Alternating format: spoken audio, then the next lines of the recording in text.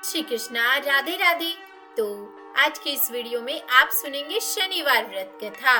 तो मैं मीनू शर्मा आप सभी का आपके अपने YouTube चैनल की कथा टीवी पर स्वागत करती हूँ। सभी को मेरा राधे राधे। और देखिए प्रिय भक्तों, आज है अधिक मास की पूर्णिमा तिथि और पूर्णिमा तिथि पर किए जाने वाले सत्यनारायण भगवान व्रत कथा की वीडियो चैनल पर अपलोड कर दी गई है। तो अगर आप ये कथा सुनना चाहते हैं तो एक बार चैनल पर विजिट करके उस कथा को जरूर सुनिएगा। और चलिए अब सुनाते हैं आपको शनिवार व्रत कथा। तो बोलिए शनिदेव भगवान की जय। पौराणिक कथा के अनुसार एक बार स्वर्गलोक में सबसे बड़ा कौन, इस प्रश्न पर सभी 9 ग्रहों में वाद विवाद हो गया। सभी ग्रह एक दूसरे से कहने लगे कि मैं सबसे बड़ा, मैं सबसे बड़ा। और इस पर विवाद इतना बढ़ गया कि परस्पर भयंकर युद्ध की स्थिति जैसी बन गई। जब कोई हल न निकला तो सभी 9 ग्रहों के देवता देवराज इंद्र के पास जा पहुँचे और कहने लगे कि हे देवराज, अब तो आपको ही निर्णय करना होगा कि हम में से सबसे बड़ा कौन है। देवताओं के इस प्रश्न को सुनकर देवराज इंद्र भी उलझन में पड़ गए। तब देवराज इंद्र बोले कि हे नवग्रहों, आपके प्रश्न ने तो मुझे भी उलझन में डाल दिया है। मैं तो इस प्रश्न का उत्तर देने में असमर्थ हूँ, पर पृथ्वी पर राजा विक्रमादित्य इस प्रश्न का हल जरूर निकाल लेंगे। हम सभी पृथ्वी लोक में उज्जैनी नगरी में राजा विक्रमादित्य के पास चलते हैं। और इस प्रकार देवराज सहित सभी 9 ग्रहों के देवता उज्जैनी नगरी में जा पहुँचे। महल में पहुंचकर जब देवताओं ने उनसे अपना प्रश्न पूछा तब राजा विक्रमादित्य भी कुछ देर के लिए परेशान हो उठे, क्योंकि सभी देवतागण अपनी अपनी शक्तियों के कारण महान थे। सभी 9 ग्रहों में से किसी भी एक को छोटा या बड़ा कह देने से उनके क्रोध का शिकार होना पड़ सकता था। अचानक राजा विक्रमादित्य को एक उपाय सूझा। क्योंकि राजा विक्रमादित्य को न्याय के लिए जाना जाता था, इसीलिए उन्होंने न्याय करने के लिए विभिन्न धातुओं यानी कि स्वर्ण, रजत, कांसा, ताम्र, शीशा, रांगा, जस्ता, अब्रक और लोहे के 9 आसन बनवाए और धातुओं के गुणों के अनुसार सभी आसनों को एक दूसरे के पीछे रखवा कर उन्होंने सभी देवता गणों को अपने अपने सिंहासन पर बैठने के लिए कहा। अब देवताओं के बैठने के बाद राजा विक्रमादित्य ने कहा कि आपका निर्णय तो स्वयं ही हो गया। जो सबसे पहले सिंहासन पर विराजमान है वही सबसे बड़ा है। राजा विक्रमादित्य के इस निर्णय को सुनकर शनि देवता ने सबसे पीछे आसन पर बैठने के कारण अपने आप को छोटा जानकर क्रोधित होकर कहा कि हे राजा, तुमने मुझे सबसे पीछे बैठाकर मेरा अपमान किया है। तुम मेरी शक्तियों से परिचित नहीं हो, मैं तुम्हारा सर्वनाश कर दूंगा। तू मेरे पराक्रम को नहीं जानता। सूर्य एक राशि पर 1 महीना, चंद्रमा 2.25 महीना 2 दिन और मंगल 1.5 महीना, बृहस्पति 13 महीने, बुध और शुक्र 1 महीने, परंतु मैं एक राशि पर 2.5 अथवा 7.5 साल तक रहता हूँ। बड़े बड़े देवताओं को भी मैंने भीषण दुख दिया है। हे राजन सुनो, श्री राम जी को 7.5 आई तो वनवास हो गया और रावण पर आई तो राम ने लक्ष्मण को सेना लेकर लंका पर चढ़ाई कर दी, रावण के कुल का नाश कर दिया। हे राजा, अब तुम सावधान रहना, क्योंकि अब तू मेरे प्रकोप से नहीं बच सकेगा। और उसके बाद अन्य ग्रहों के देवता तो बड़ी प्रसन्नता के साथ वहां से चले गए, परंतु शनिदेव बड़े क्रोध के साथ वहां से विदा हुए।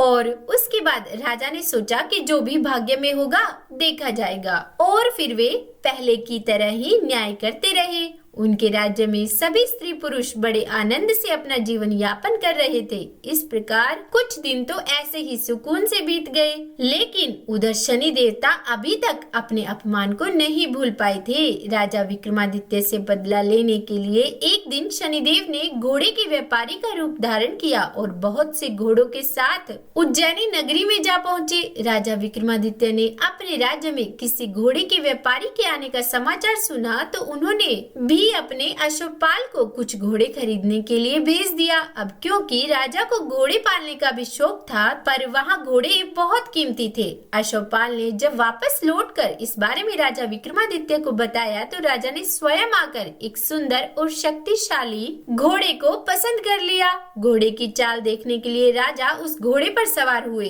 तो वह घोड़ा बिजली की गति से दौड़ पड़ा और तेजी से दौड़ता हुआ घोड़ा राजा को दूर एक जंगल में ले गया और फिर वहाँ राजा को गिराकर जंगल में कहीं गायब हो गया। अब राजा अपने नगर को लौटने के लिए जंगल में ही भटकने लगा, लेकिन उन्हें लौटने का कोई रास्ता ही नहीं मिला। भटकते भटकते जंगल में इस प्रकार राजा को जोर से भूख और प्यास लगने लगी। काफी दूर भटकने के बाद आखिरकार राजा को एक चरवाहा मिला। राजा ने उससे पानी मांगा। पानी पीकर राजा ने उस चरवाहे को अपनी अंगूठी दे दी और फिर उससे रास्ता पूछकर वे जंगल से निकलकर पास ही के एक नगर में जा पहुँचे। अब राजा विक्रमादित्य ने एक सेठ की दुकान पर बैठकर कुछ देर तक तो आराम किया। उस सेठ से राजा ने बातचीत की। राजा के बारे में पूछा तो राजा ने बताया कि मैं उज्जैनी नगरी से आया हूँ। राजा के कुछ देर दुकान पर बैठने से अब सेठ जी को बहुत बिक्री हुई। सेठ जी ने राजा को बड़ा भाग्यवान समझा और सोचा कि इन्हीं के कारण आज मेरी दुकान में सबसे ज्यादा बिक्री हुई है। तो उन्होंने खुश होकर राजा को अपने घर भोजन के लिए आमंत्रित कर दिया और उन्हें अपने घर ले गए। सेठ के घर में सोने का एक हार खूंटी पर लटका हुआ था। राजा को उस कमरे में छोड़कर सेठ कुछ देर के लिए बाहर चला गया। तभी एक आश्चर्यजनक घटना घटी। राजा विक्रमादित्य के देखते ही देखते सोने के उस हार को खूंटी ने निगल लिया। वापस लौटकर जब सेठ ने देखा कि हार तो वहाँ पर है नहीं, हार को गायब देखा तो चोरी का संदेह राजा पर ही किया, क्योंकि उस कमरे में केवल राजा ही अकेला बैठा था। और तब सेठ ने अपने नौकरों से कहा कि इस परदेसी को रस्सियों से बांधकर नगर के राजा के पास ले चलो। इस तरह से राजा को रस्सियों से बांधकर नगर के राजा के पास ले जाया गया। राजा ने जब राजा विक्रमादित्य से हार के बारे में पूछा तो उन्होंने बताया कि उनके देखते ही देखते खूंटी ने हार को निगल लिया। किसी ने भी राजा की इस बात का विश्वास नहीं किया। इस पर राजा ने क्रोधित होकर चोरी करने के अपराध में राजा विक्रमादित्य के हाथ पांव काटने का आदेश दे डाला और इस तरह से राजा विक्रमादित्य के हाथ और पांव काटकर उन्हें नगर की सड़क पर छोड़ दिया गया। कुछ दिनों के बाद एक तेली उन्हें उठाकर अपने घर ले गया और उन्हें अपने कोलू पर बिठा दिया।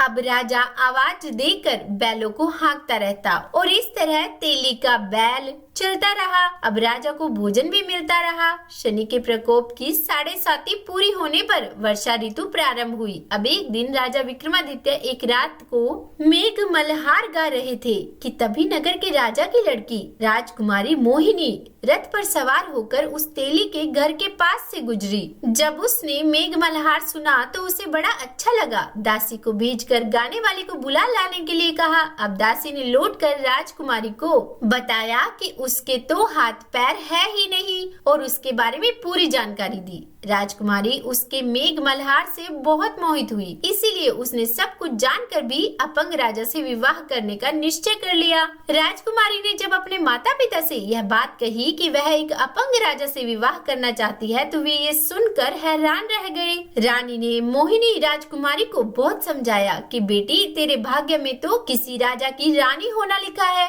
फिर तू उस अपंग से विवाह करके अपने पाँव पर कुल्हाड़ी क्यों मार रही है। लेकिन राजकुमारी ने अपनी जिद नहीं छोड़ी। उसने कहा कि जब पहली बार मैंने मेघ मल्हार सुना था तभी मैंने यह निश्चय कर लिया था कि यह जो गा रहा है वही मेरा पति होगा और अब अगर उनसे मेरी शादी नहीं हुई तो मैं अपने प्राण त्याग दूंगी। यह मेरा निश्चय है। और आखिरकार राजा और रानी को विवश होकर अपंग विक्रमादित्य से अपनी राजकुमारी का विवाह कराना ही पड़ा। राजा ने तेली को बुलाकर कहा कि तेरे घर में जो अपंग यानी कि जो चौरंगिया है उसके साथ मैं अपनी कन्या का विवाह करना चाहता हूँ। तेली ने कहा कि यह कैसे हो सकता है, कहाँ आप हमारे राजा और कहाँ मैं एक तेली। परंतु राजा ने कहा कि भाग्य के लिखे लेख को कोई नहीं टाल सकता, अपने घर जाकर विवाह की तैयारी करो। राजा ने उसी समय तोरण और बंधनवार लगवाकर अपनी राजकुमारी का विवाह उस चौरंगिया विक्रमादित्य के साथ कर दिया। और जब शनिदेव की 7.5 पूरी हुई तो उस रात भगवान शनिदेव ने राजा विक्रमादित्य को स्वप्न में कहा कि हे राजा, कहो मुझको छोटा बतलाकर तुमने कितना दुख उठाया। तब राजा ने क्षमा मांगी और शनिदेव ने प्रसन्न होकर विक्रमादित्य को हाथ पैर वापस दे दिए। तब राजा ने कहा कि हे महाराज, मेरी प्रार्थना स्वीकार करें कि जैसा दुख आपने मुझे दिया ऐसा और किसी को न देना। और तब शनिदेव ने कहा कि तुम्हारी यह प्रार्थना स्वीकार है। जो मनुष्य शनिवार व्रत करेगा या फिर उस दिन शनिवार व्रत कथा सुनेगा या कहेगा तो उसको मेरी दशा में कभी किसी प्रकार का दुख नहीं होगा। जो नित्य ही मेरा ध्यान करेगा और चींटियों को आटा डालेगा उसके सभी मनोरथ पूर्ण होंगे। और इतना कहकर शनिदेव अपने धाम को चले गए। और फिर जब सुबह राजकुमारी की आंख खुली तो उसने राजा के हाथ पांव देखे तो उसको बहुत आश्चर्य हुआ। उसको देखकर राजा ने अपना समस्त हाल कहा कि मैं उज्जैन का राजा विक्रमादित्य हूँ। यह बात सुनकर राजकुमारी अत्यंत ही प्रसन्न हुई। और फिर राजकुमारी से उसकी सखियों ने पूछा तो उसने अपने पति का समस्त वृत्तांत कह सुनाया। तब सब ने प्रसन्नता प्रकट की और कहा कि ईश्वर ने आपकी मनोकामना पूर्ण कर दी। जब उस सेठ ने यह सुनी तो वह विक्रमादित्य के पास आया और राजा विक्रमादित्य के पैरों में गिरकर क्षमा मांगने लगा कि आप पर मैंने चोरी का झूठा दोष लगाया, अतः आप मुझको जो चाहे दंड दे। तब राजा ने कहा कि मुझ पर शनिदेव का कोप था, इसी कारण यह सब दुख मुझको प्राप्त हुआ, इसमें तुम्हारा कोई दोष नहीं। अब तुम अपने घर जाओ। तब सेठ बोला कि मुझे तभी शांति होगी जब आप मेरे घर चलकर प्रीतिपूर्वक भोजन करेंगे। तब राजा ने कहा कि ठीक है, जैसी आपकी मर्जी हो वैसा ही करो। और फिर सेठ ने अपने घर जाकर अनेक प्रकार के सुंदर भोजन बनवाए और राजा विक्रमादित्य को प्रीति भोज दिया। और फिर राजा को उसी कमरे में बैठाया। जिस समय राजा भोजन कर रहे थे एक अत्यंत की बात सबको दिखाई दी। जो खूंटी पहले हार निगल गई थी वह अब हार उगल रही है। और जैसे ही राजा का भोजन समाप्त हुआ वैसे ही वह हार खूंटी से बाहर निकल आया। और उसके बाद सभी बहुत ही प्रसन्न हुए।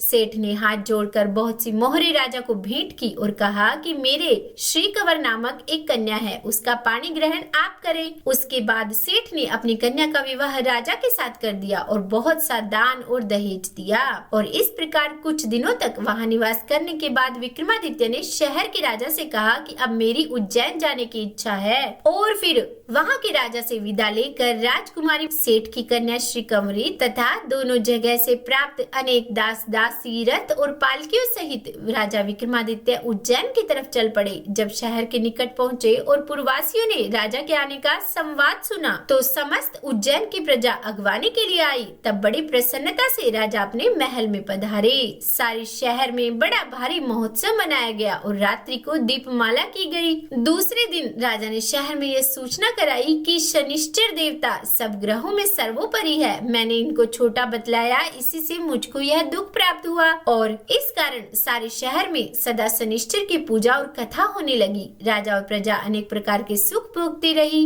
तो बोलिए शनिदेव भगवान की जय। जो कोई शनिवार व्रत कथा को पढ़ता या सुनता है, शनिदेव की कृपा से उसके सब दुख दूर हो जाते हैं। तो उम्मीद करती हूँ आज की ये कथा आपको पसंद आई होगी। अगर अच्छी लगी हो वीडियो तो लाइक एंड शेयर कीजिएगा और चैनल पर नए हैं सब्सक्राइब नहीं किया है तो सब्सक्राइब भी कर ही दीजिएगा। और हाँ, कमेंट बॉक्स में जय शनिदेव जरूर लिखिएगा। तो बोलिए जय शनिदेव।